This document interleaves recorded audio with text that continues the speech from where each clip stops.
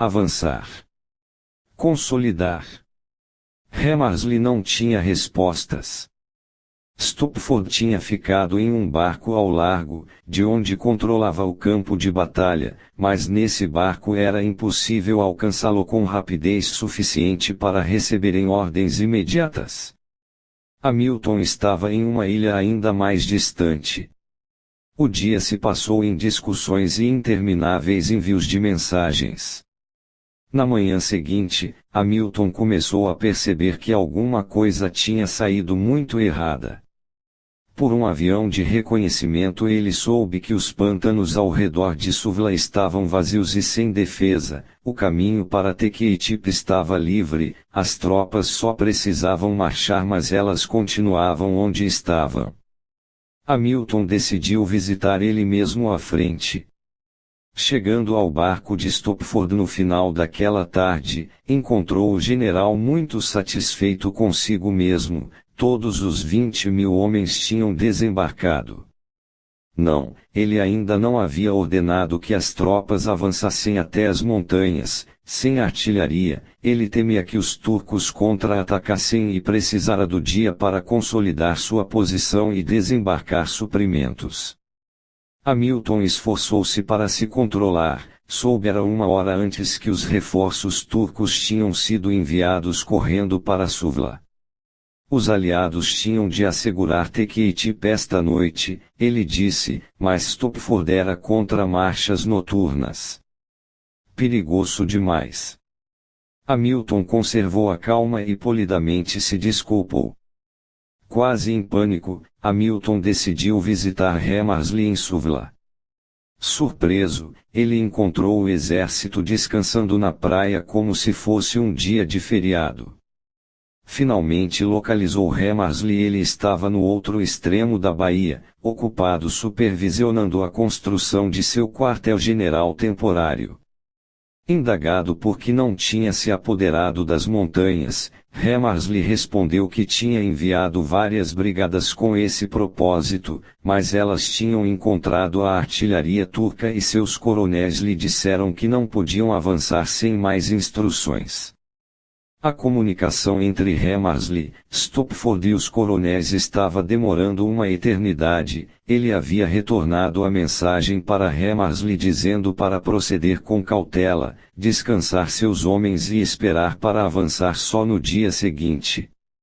Hamilton não conseguiu mais se controlar. Um punhado de turcos com poucas armas estava impedindo um exército de 20.000 homens de marchar a 6,5 quilômetros. Amanhã de manhã seria tarde demais, os reforços turcos estavam a caminho. Embora já fosse noite, Hamilton ordenou a Hammersley que enviasse uma brigada imediatamente a Tequitip. Seria uma corrida decisiva. Hamilton retornou para um barco no porto a fim de monitorar a situação. Ao alvorecer do dia seguinte, ele observou o campo de batalha com o binóculo e viu, horrorizado, as tropas aliadas recuando às pressas para Suvla. Uma grande força turca tinha chegado a Tequitip 30 minutos antes deles. Em poucos dias depois disso, os turcos conseguiram recuperar os charcos ao redor de Suvla e encurralar os exércitos de Hamilton na praia. Cerca de 4 meses depois, os aliados desistiram de seu ataque a Galípoli e evacuaram suas tropas. Interpretação: ao planejar a invasão em Suvla, Hamilton pensou em tudo. Ele compreendia a necessidade do elemento surpresa, enganando os turcos quanto ao local de desembarque. Ele dominava os detalhes logísticos de um complexo ataque anfíbio. Localizando o ponto-chave Tequitip de onde os aliados podiam romper o impasse em Galípoli, ele traçou uma excelente estratégia para chegar até lá. Ele até tentou se preparar para as contingências inesperadas que sempre podem acontecer em batalha. Mas ignorou a única coisa mais perto dele, a cadeia de comando, e o circuito de comunicações pelo qual ordens, informações e decisões circulariam de um lado para o outro. Ele dependia desse circuito para lhe dar controle da situação e lhe permitir executar sua estratégia. Os primeiros elos na cadeia de comando eram Stopford e Hammersley. Ambos morriam de medo de riscos, e Hamilton errou ao não se adaptar às fraquezas deles. Sua ordem para chegarem até Tequitip foi polida, civilizada e pouco enérgica. Stopford e Hammersley a interpretaram segundo seus temores. Eles viram Tequitip como uma meta possível de ser alcançada depois de garantidas as praias. Os elos seguintes da cadeia eram os coronéis que liderariam o ataque a Tequitip. Eles não tinham nenhum contato com Hamilton em sua ilha ou com Stopford em seu barco, e Hammersley estava ocupado demais para liderá-los. Eles mesmos estavam aterrorizados com a ideia de agir por conta própria e talvez atrapalhar um plano que nunca tinham entendido. Eles hesitavam a cada passo. Abaixo dos coronéis estavam oficiais e soldados que, sem liderança, foram deixados vagando pela praia como formigas perdidas. A imprecisão no topo virou confusão e letargia na base. O sucesso dependia da velocidade com que as informações podiam passar em ambas as direções ao longo da cadeia de comando, de modo que Hamilton pudesse compreender o que estava acontecendo e se adaptar mais rápido do que o inimigo. A cadeia foi quebrada, e Galípoli foi perdida. Quando o fracasso assim acontece, quando uma oportunidade de ouro escorre por entre seus dedos, você naturalmente procura uma causa. Talvez você culpe seus oficiais incompetentes, sua tecnologia imperfeita, sua inteligência defeituosa. Mas isso é olhar para o mundo de trás para frente, é garantia de mais fracassos. A verdade é que tudo começa de cima. O que determina seu fracasso ou sucesso são o estilo de liderança e a cadeia de comando que você traça. Se suas ordens são vagas e sem entusiasmo, ao chegarem ao campo de batalha não terão sentido. Deixe as pessoas trabalhando sem supervisão e elas retornarão a seu estado natural de egoísmo. Elas verão em suas ordens o que querem ver, e o comportamento delas promoverá seus próprios interesses. A não ser que você adapte seu estilo de liderança às fraquezas das pessoas em seu grupo, é quase certo terminar com uma ruptura na cadeia de comando. As informações no campo de batalha vão demorar muito para chegar até você. Uma cadeia de comando adequada e o controle que ela lhe dá não acontecem por acaso, é sua criação, uma obra de arte que requer atenção e cuidado constante. Ignore-a por sua própria conta e risco. Como são os líderes, assim, como uma regra, serão os homens abaixo deles. Xenofonte, 430, 355, a.C. Controle remoto. No final da década de 1930, o brigadeiro George C. Marshall, de 1880 a 1958, pregava a necessidade de uma grande reforma militar.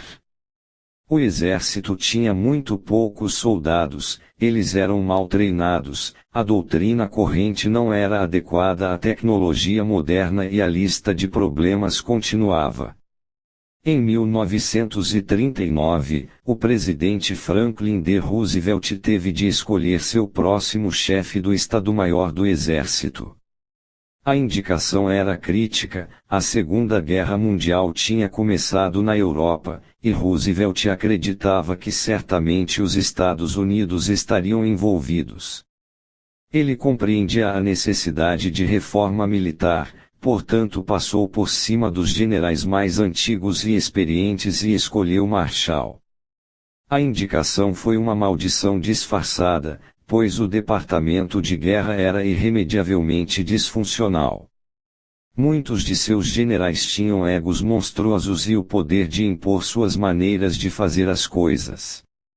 Oficiais mais antigos, em vez de se aposentarem, assumiam cargos no departamento, acumulando bases de poder e feudos que faziam todo o possível para proteger Um lugar de feudos, desperdícios, quebras de comunicação e tarefas sobrepostas, o departamento era uma bagunça. Como Marshall poderia reformar o exército para uma guerra global se não o podia controlar? Como ele podia criar ordem e eficiência? Cerca de 10 anos antes, Marshall havia servido como comandante auxiliar da Escola de Infantaria em Fort Benning, na Geórgia, onde havia treinado muitos oficiais. Enquanto serviu ali, ele foi registrando em um caderno os nomes de rapazes promissores. Logo depois de se tornar chefe do Estado, Marshall começou a aposentar os oficiais mais velhos no departamento de guerra e a substituí-los por estes homens mais jovens a quem havia treinado pessoalmente. Estes oficiais eram ambiciosos, compartilhavam seu desejo de reforma, e ele os incentivou a falar o que pensavam e a mostrar iniciativa. Entre eles, incluíam-se homens como Omar Bradley e Mark Clark, que seriam cruciais na Segunda Guerra Mundial, mas ninguém era mais importante do que seu protegido, com quem Marshall passava a maior parte do tempo, Dwight D. Eisenhower. O relacionamento começou dias depois do ataque a Pearl Harbor, quando Marshall pediu a Eisenhower, então um coronel, para preparar um relatório sobre o que deveria ser feito no Extremo Oriente. O relatório lhe mostrou que Eisenhower pensava como ele a respeito de como dirigir a guerra. Nos meses seguintes, ele manteve Eisenhower na divisão de planos para a guerra e o observou de perto. Os dois homens se encontravam todos os dias, e nesse período Eisenhower assimilou o estilo de liderança de Marshall, seu modo de conseguir que as coisas fossem feitas. Marshall testou a paciência de Eisenhower indicando que planejava mantê-lo em Washington em vez de lhe dar as atribuições em campo que ele tanto queria. O coronel passou no teste.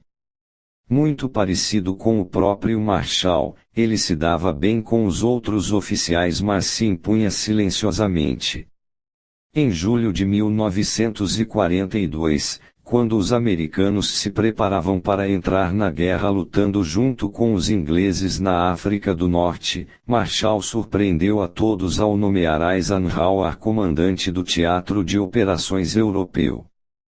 Eisenhower nessa época era um tenente-coronel mas ainda relativamente desconhecido, e em seus primeiros meses no cargo, enquanto os americanos passavam mal na África do Norte, os britânicos clamavam por uma substituição. Mas Marshall ficou do lado de seu homem, oferecendo-lhe conselhos e incentivo. Uma sugestão importantíssima foi a de Eisenhower cultivar um protegido, como Marshall tinha feito com ele uma espécie de assessor ambulante que pensasse como ele e funcionasse como mediador com os subordinados.